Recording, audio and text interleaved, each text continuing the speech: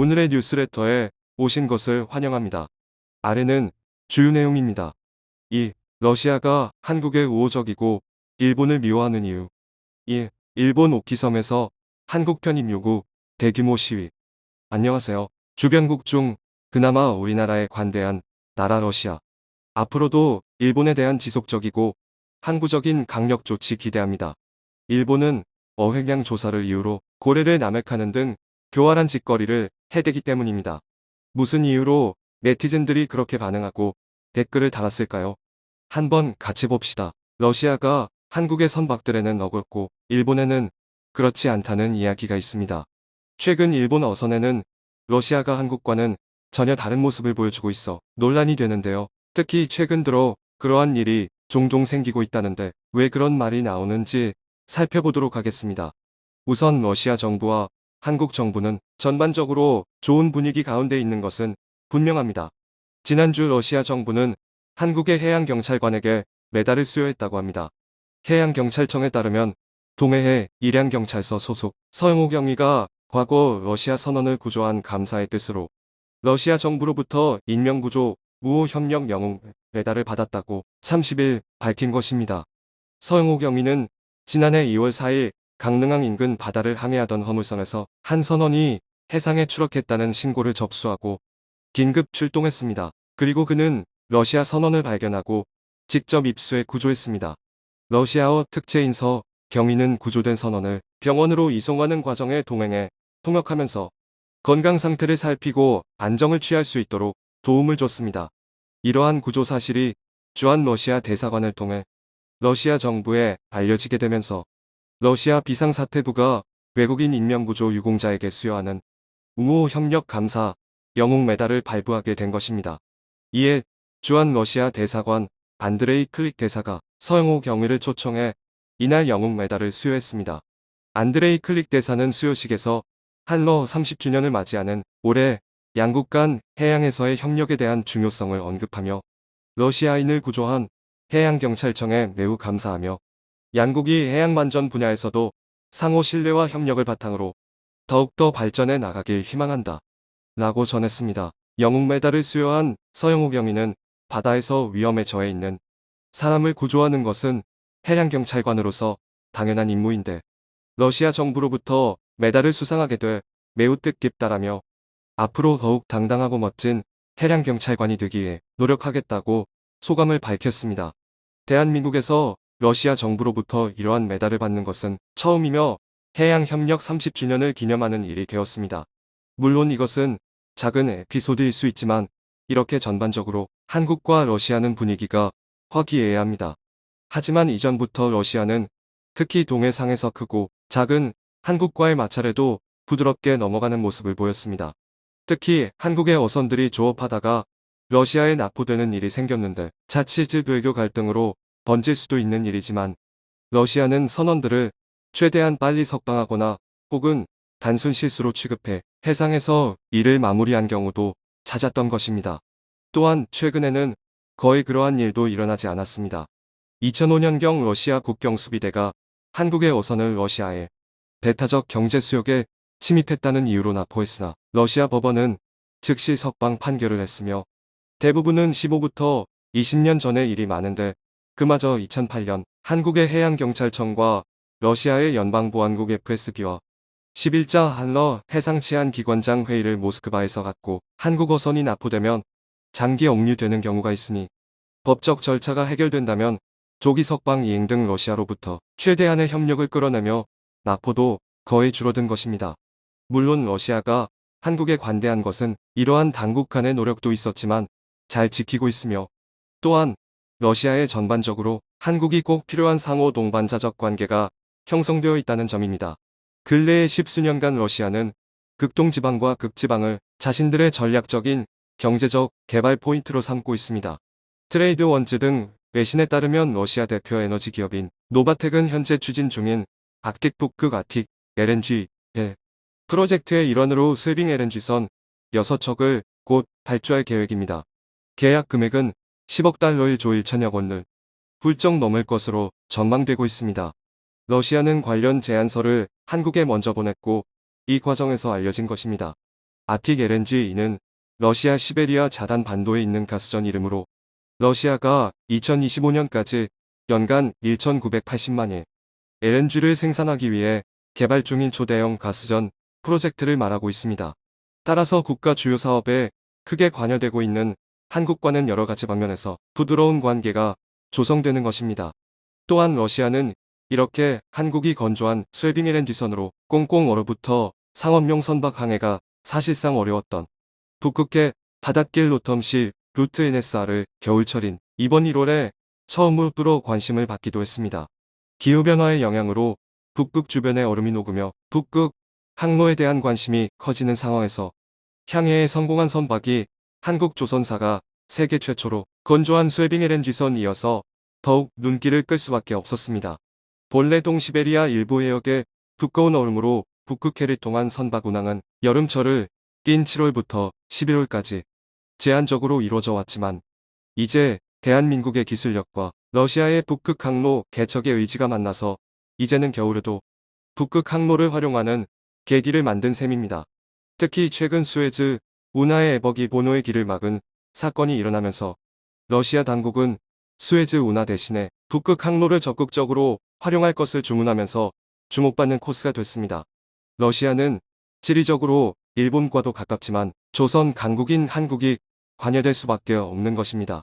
또한 앞으로 실제 북극 항로가 활성화되게 되면 일정 부분 한국 부산에서 출발하는 물량이 북극 항로를 거치게 되어 허브 역할을 수행할 수 있는 좋은 거점도 될 수 있습니다. 하지만 러시아는 일본에 있어서 최근까지도 일본 어선을 납포하면서 한국과는 다른 거친 모습을 보이는데요. 가까운 두 나라임에도 불구하고 왜 그러는지 이해합니다. 러시아 국경경비국은 지난 2019년에 조업 중이던 일본의 어선 5척을 납포해 러시아로 데려갔습니다. 당시 NHK와 교도통신 등은 홋카이도 네무로시에 있는 어업협동조합에 소속된 어선 5척이 홍어에도 동쪽 하보마이 군도 인근 해역에서 문호잡이를 하고 있었는데 러시아 국경경비국이 나타나 납포했다는 것입니다.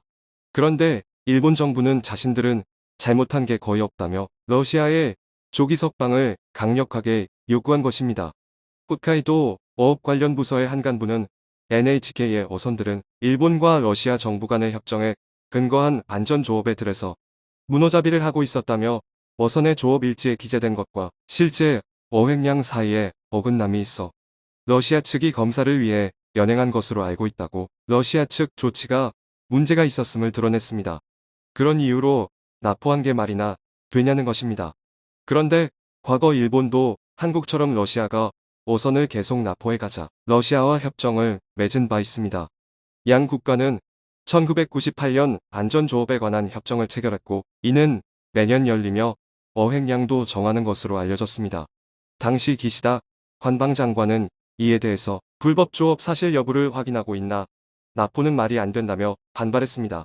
그러나 많은 전문가는 당시 러시아가 일본이 불법 조업했는지 여부와 관계없이 납포했다고 전합니다.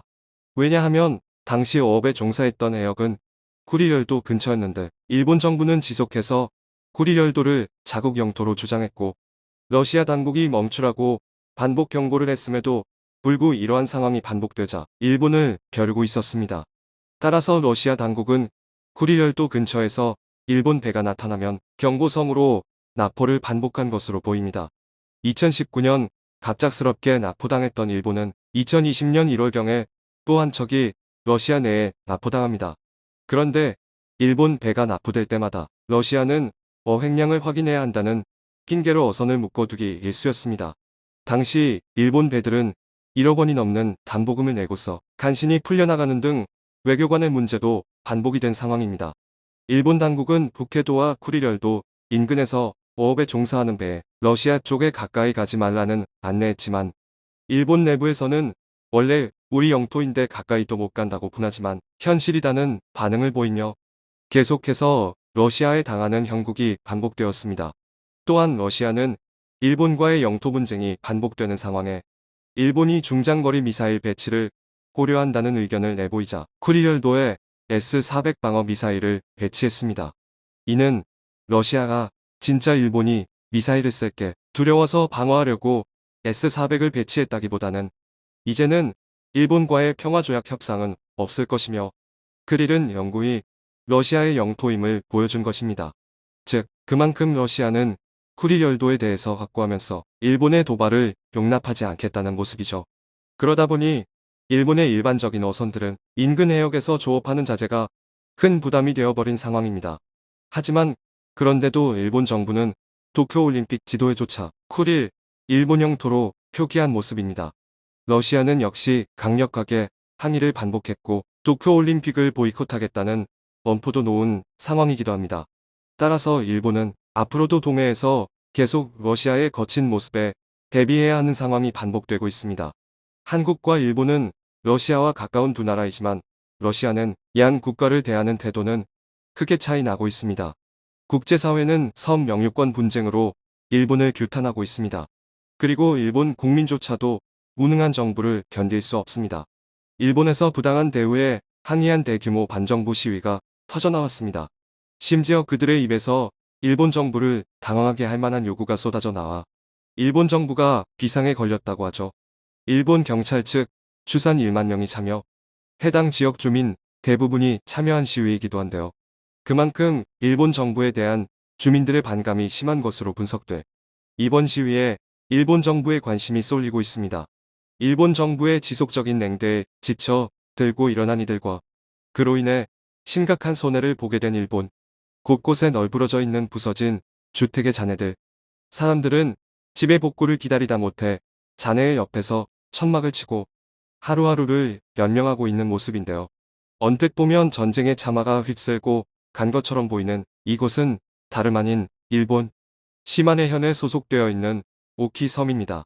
그런데 제대로 먹지도 못한 듯 깡말라 있는 1만 명의 시위대가 섬에서 가장 큰 커뮤니티 센터인 오키노시마 종합체육관에 운집 가두 시위를 진행하며 수킬로미터를 걸어 오키섬 도청으로 향하고 있는데요. 이들은 현재 비장마저 서린 목소리로 오키섬을 한국에 편입시키라 라고 요구하고 있죠. 일본의 한 지역이 독립을 주장하고 나선 엄청난 사건. 이와 같은 사실은 오키섬의 지역 방송국 오키 디지털 텔레비전을 통해 송출 전 일본의 언론사에 알려졌죠. 그에 따라 변두리 섬마을에는 관심조차 주지 않았던 일본 언론이 큰 충격을 받아 사실관계를 파악하고 나섰는데요. 그 결과 그들은 일본 정부가 오키섬 주민들에게 자행한 끔찍한 행위를 사실 그대로 마주할 수밖에 없게 되었죠. 파괴된 채 오랜 기간 방치되어 도저히 경제, 대국, 일본의 영토로 보이지 않는 오키섬. 사실 이곳은 지난 2019년부터 일본 정부로부터 버려진 땅이라고 합니다. 역대 두 번째로 강한 태풍으로 손꼽히는 하기비스가 오키섬을 강타. 이 섬 전체가 태풍에 의해 파괴되자 일본 정부가 모종의 이유로 복구 및 피해 지원을 포기해버린 건데요. 오키섬 주민들은 그 이후로 3년이 지난 2022년까지도 저런 끔찍한 생활 속에 방치되었죠. 게다가 2020년 전 세계가 코로나 바이러스에 휩싸였을 때 오키섬은 일본 정부의 지원에서 철저히 배제되었습니다. 이를 보다 못한 한국 정부가 직접 구호 물품을 전달했기에 이들은 한국에게 특별한 감정을 갖고 있기도 한데요. 하지만 오키섬이 일본의 영토인 이상 한국이 파괴된 채 방치되고 있는 상황마저 도와줄 수는 없었죠. 결국 열악한 위생 상태와 의료 서비스의 부재로 인해 오키섬에는 신종 전염병이 창궐했는데요. 그 전염병의 정체는 바로 급성 간염. 아직 병명이 제대로 밝혀지지 않은 이 간염은 특이하게도 면역력이 약한 어린이만을 대상으로 발병되고 있다고 하는데요. 이 병으로 인해 벌써 6명에 이르는 어린이가 명을 달리해 오키섬 전체가 슬픔에 빠지기도 했습니다. 하지만 오키섬 주민들을 분노케 한 것은 이러한 병이 창궐했음에도 전혀 관심을 보이지 않는 일본 정부의 행태였다고 하죠. 오키섬의 처참한 상황은 지금까지 일본 어디에서도 관심을 받지 못하다가 주민들이 한국 편입 요구 시위를 벌이자 그제서야 주목받는 모습입니다. 오키 디지털 텔레비전이 일본 전국으로 송출한 시위 방송을 보고 충격에 빠진 일본 언론사 NHK는 섬에서 일어났던 일에 대해서 직접 취재했는데요. NHK의 취재진은 오키섬 주민들의 열악한 생활상을 그대로 촬영해 보도 일본 정부가 그들에게 어떠한 도움도 주지 않고 방치했음이 만천하에 드러났죠. 그에 따라 일본 사회에서 오키섬 주민들에게 사죄하자와 같은 반성 여론이 들불처럼 번지기 시작했는데요. 도쿄TV에서 진행한 오키섬 특집 방송에서는 수많은 도쿄 시민들이 정부에게 반성을 촉구하는 인터뷰가 보도, 이 방송을 시청한 오키섬 주민들 사이에서도 분리독립 여론이 수그러드는 듯 보이기도 했습니다. 그런데 또 한 가지의 사실이 알려지면서 반성의 목소리는 완전히 묵살되고 일본인들이 돌연 오키섬 주민들을 비난하고 나섰다고 하죠. 최근 미국 시애틀에서 열린 재미한국 학교협의회 낙사 학술대회에서 충격적인 내용을 담은 문서들이 한꺼번에 공개됐습니다. 그 문서의 정체는 바로 아치디오셋은 역사기록 보존소에 구한 말 고문관 문서. 이는 고지도 1장과 수천 장에 이르는 대한제국 공문서로 이루어져 있었습니다. 그런데 이 문서에 적혀져 있던 내용으로 인해 오키섬 주민들이 일본인들 사이에서 돌연 비난의 대상이 되었는데요. 문서에 따르면 오키섬은 과거 대한제국의 영토였으며 그 주민들은 한국인의 후에 이미 밝혀졌습니다. 고지도에는 오키섬이 대한제국의 영토로 표시되어 있고 동봉된 문서에는 섬에 대한 대한제국의 세금 출납, 행정명령 내용이 고스란히 적혀 있었죠. 이러한 사실이 알려지자 일본인들 사이에서는 오키섬 주민들에게 사죄하자던 여론이 완전히 사라졌습니다. 오히려 알고 보니 일본인이 아니라 조선인이었던 오키섬 주민들은 배신자라는 여론이 확산되며 오키섬 주민들의 한국 편입 의사에 불을 지르는 셈이 되었죠. 그런데 니혼 게이자이 신문에서 이와 관련된 충격적인 보도를 추가로 내놨습니다. 바로 일본 정부는 오키섬 주민이 한국인이라는 사실을 이미 인지하고 있었다라는 건데요. 일본 정부는 지금껏 독도 침탈을 위해 역사를 연구, 일본 역사서에는 독도를 강탈한 시마네현 고시 40호 이전에 오키섬에 대한 기록이 없음을 확인, 오키섬이 대한제국 시절까지만 해도 한국의 영토였음을 깨달았다고 하는데요. 결국 지금까지 오키섬 주민들을 이상하리만치 보호 대상에서 제외했던 모종의 이유가 바로 한국인의 후손인 오키섬 주민들을 탄압하려는 의도였음이 드러난 셈이죠. 일본인들이 오키섬 주민들을 반일 조선인으로 몰아가자 주민들은 도저히 일본을 다시 신뢰할 수 없다고 판단했습니다. 결국 오키섬 독립 및 한국 편입에 대한 안건이 UN 공식 표결 절차에 들어갔는데요. 오키섬 주민들을 대상으로 행해지는 이 표결로 다시 한국의 품으로 돌아오게 된다고 하죠. 1905년 일본에게 빼앗긴 이래 지난 100년간 일본 정부의 마수에서 신음했던 오키섬 주민들, 이들이 다시 찾은 모국의 품에서 평화를 누릴 수 있기를 기원합니다. 오늘 보도 여기서 마치겠습니다. 시청해주셔서 감사합니다.